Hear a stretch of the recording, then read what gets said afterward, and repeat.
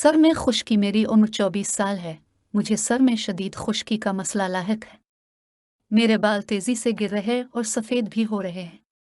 एक लड़की होने के नाते मैं इस मसले की वजह से शदीद परेशानी में मुब्तला हूँ। क्या मुझे अपने बालों को डाई कराना शुरू कर देना चाहिए? अब बेहतरीन इलाज तजवीज़ कर दें। मेडिकल साइंस के मुताबिक खुश्की सर की ऊपरी जिल्द पर का वजह से पैदा होती है। सर की जिल्द पर मौजूद ये खुश्की मोटी बड़े बड़े टकरों की शक्ल में पीले या सफ़ेद रंग की शक्ल में हो सकती है। ये आम खुश्की से अलग नज़र आती है। अहम बात यह कि इसका तल्लुक सब्रिया नहीं जो सर की जिल्द में चिकनाई खारिज करने वाले गुदूद की ज़ायद रतूबत का बाइस बनता है। असल में यह खुश्की एक्जिमा की एक किस्म है। ये एक मौरूसी बीमारी है जो उन लोगों में शिद्दत इख्तियार कर लेती है जो किसी वजह से जज्बाती आसाबी या जहनी दबाव का शिकार हूँ कि एक्जिमा जैसी यह खुश्की किसी दूसरे मसले की वजह से भी ख्याल रहे कि पैदा हो सकती है। इस मसले के हल के लिए दवाओं के साथ साथ ऐसे शैम्पू इस्तेमाल करने की तजवीज़ भी दी जाती है जिसमें तार सैलिसाइलिक एसिड और सेलेनियम सल्फाइड शामिल हो। इस अलावा इस मर्ज़ में मुब्तला कुछ मरीज़ों के लिए कोर्टिकोनसीराइड लोशन भी तजवीज़ किया जाता है। अब फ़ौरन किसी अच्छे अमराज जल्द से मुआयना करवाएं और वो जो इलाज तजवीज़ करें इस पर पाबंदी से अमल करें। ताहम ये बात याद रखें कि सर की खुश्की को हमेशा के लिए ख़त्म करना मुमकिन नहीं। ये मसला जल्द अबदेर वापस लौट आता है। बाल गिरने से मुताल्लिक सबसे पहले ये जानना ज़रूरी है कि हार्मोन के मसाइल, हाजमे की ख़राबी, ग़िज़ाई कमी का शिकार होना, नफ्सियाती मसाइल और क़ुव्वत मुदाफ़त की कमी कोई बात भी आपके बाल गिरने का सबबान हो सकती है। इस सिलसिले में आपके बालों की हालत देखकर मुनासिब मुताल्लिक आपको बताना चाहूँगा। ट्रीटमेंट प्लान तरतीब देंगे। बाल की यह मौरूसी मसला हो सकता है। सिंड्रोम भी साथ हाजमे की खराबी और मेडिक्लास की वजह हो सकते हैं जिस लिए बाकायदा कोई इलाज तजवीज़ नहीं किया जाता। मेरा मशवरा यह है कि चूंकि अभी आप कम उम्र हैं इसलिए बालों को डाई करने से परहेज़ करें क्योंकि इस तरह आपके बाल मज़ीद तेज़ी से सफ़ेद होना शुरू हो जाएंगे। मैं को फ़िक्रमंद होने से भी मना करूँगा क्योंकि इससे आपके तीनों मसाइल में इजाफा होगा। पुरसुकून रहिए और खुशगवार ज़िंदगी गुजारने की कोशिश कीजिए। मेहंदी से एलर्जी में एक तवील अरसे से सर और दाढ़ी के बाल रंगने के लिए मेहंदी इस्तेमाल कर रहा हूँ मगर अब मुझे महसूस हो रहा है कि जैसे मुझे मेहंदी से एलर्जी हो रही है। मैं बाल रंगने के लिए केमिकल डाई इस्तेमाल नहीं करना चाहता। अब मशवरा दरकार है। आम तौर पर कुदरती हिना मेहंदी किसी नुकसान या एलर्जी का बायस नहीं बनती और ये वक्ती तौर पर बालों को सुर्खी माइल नारंगी रंग में रंग देती है। बाजार में मिलने वाले मेहंदी जिससे बाल सिया रंग में रंगे जा सकते हैं और जिसे काली मेहंदी भी कहा जाता है, कुदरती मेहंदी नहीं होती। कुदरती हिना एक ख़ास पौधे के पत्तों से बनाई जाती है जबकि काली मेहंदी बनाने के अलावा कई केमिकल और डाई इस्तेमाल किए जाते हैं जिनका जिक्र डब्बे पर दी गई तरकीब में भी नहीं किया जाता। मेरे अंदाजे के मुताबिक आपको एलर्जी काली मेहंदी में मौजूद किसी केमिकल की वजह से हुई है।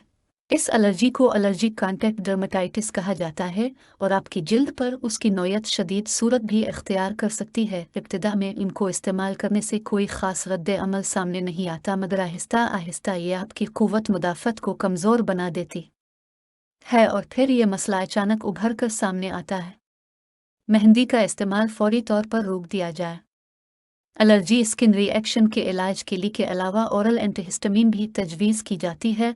एलर्जी से किसी शदीद रद्द अमल की सूरत में मरीज़ को अस्पताल में दाखिल भी करना पड़ता है। डॉक्टर इकराम अली अल नासिर, माहिर अमराज जल्द। जहनी थकन से छुटकारा में हमेशा सस्ती और जहनी तौर पर ख़ुद को थकी हुई महसूस करती हूँ। मैं इससे कैसे छुटकारा हासिल कर सकती हूँ? किसी भी जिस्म के खलियात में एक पावर हाउस माइटोकॉन्ड्रिया के नाम से मौजूद होता।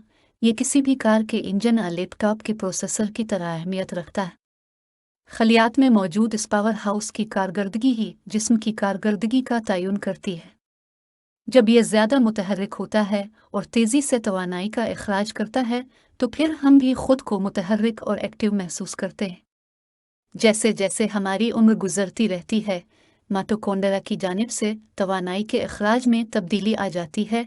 जिस तरह लैपटॉप का प्रोसेसर पुराना होने के बाद सुस्त हो जाता है, बिल्कुल इसी तरह बढ़ती हुई साथ माइटोकॉन्ड्रिया भी कमज़ोर हो जाता है। तवानाई के इखराज में कमी आने की वजह से इंसान को सुस्ती और जहनी थकन सी महसूस होने लगती है।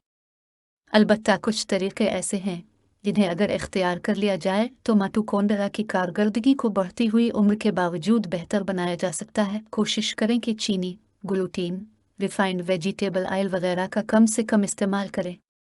ओमेगा 3 फीड्स, गोश्त, ताज़ा फल और सब्जियां और ग्लूटीन फ्री कार्ब्स का इस्तेमाल ज़्यादा से ज़्यादा करें। अच्छी नींद माइटोकॉन्ड्रिया को इस काबिल बना देती है कि वो खलियात में मौजूद फुजले को ज़ाय करें। यह अमल गुलीम फीटुक सिस्टम कहलाता है। जब अच्छी नींद ली जाएगी तो जिस्म के खलियात की सफाई हो जाएगी, जिसकी वजह से भी माइटोकॉन्ड्रिया की कारकर्दगी बेहतर होती है। वर्जिश करें।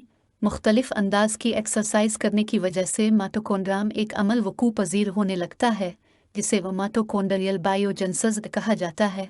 इसकी वजह से माइटोकॉन्ड्रिया की कारकर्दगी बेहतर हो जाती है और हमारा दिमाग भी ताज़ा दम रहता है और इंसान को ज़हनी थकावट महसूस नहीं होती। कीड़ेमार अद्वियात, प्रोसेस करके तैयार की जाने वाली अशिया, आटन में मौजूद अशिया जैसे मकई, सोया और फ्रोज़न गोश्त वगैरह का इस्तेमाल कम कर दें। हर छोटे तिब्बी मसला दरपेश होने के फ़ौरन बाद खुद ही दवाइयाँ लेना शुरू ना करें।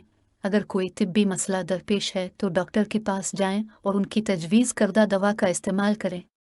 दवाओं का बहुत ज़्यादा इस्तेमाल भी जिस्म के पावर हाउस यानी कि माइटोकॉन्ड्रिया की कारकर्दगी पर मनफी असर डालता है। लिहाजा कोशिश करें कि एस्पिरिन, एंटीबायोटिक्स, दर्द दूर करने वाली अद्वियात का बेजा इस्तेमाल ना करें।